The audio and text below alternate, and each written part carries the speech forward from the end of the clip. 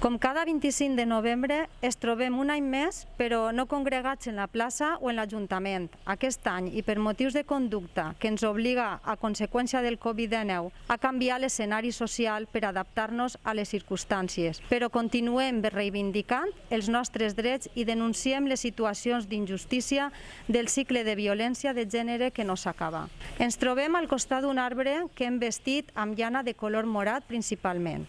L'objectiu és posar el nostre graner d'arena per donar visibilitat i expressió artística, reivindicativa i diferent i respectuosa de que volem filar vides i lluitar contra la violència sexista. Aquesta activitat s'ha desenvolupat amb la col·laboració de les associacions de mestresses de casa de la Llosa de Ranes Tirius i la plataforma feminista de la Llosa de Ranes, amb la coordinació del Departament d'Igualtat de la Mancomunitat La Costera Canal i Serveis Socials de l'Ajuntament de la Llosa de Ranes. El moment històric que estem vivint per l'esforç de frenar la propagació del Covid-19 obliguen a mesures de confinament que posen en perill a les dones i els seus fills i filles que conviuen amb un agressor. És urgent combinar mesures per a ralentitzar el virus amb l'erradicació de conductes que perpetuen la desigualtat.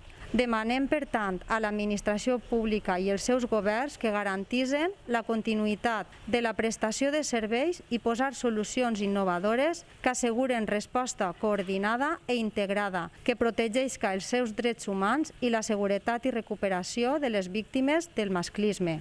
No sigues part del problema, sigues part de la solució.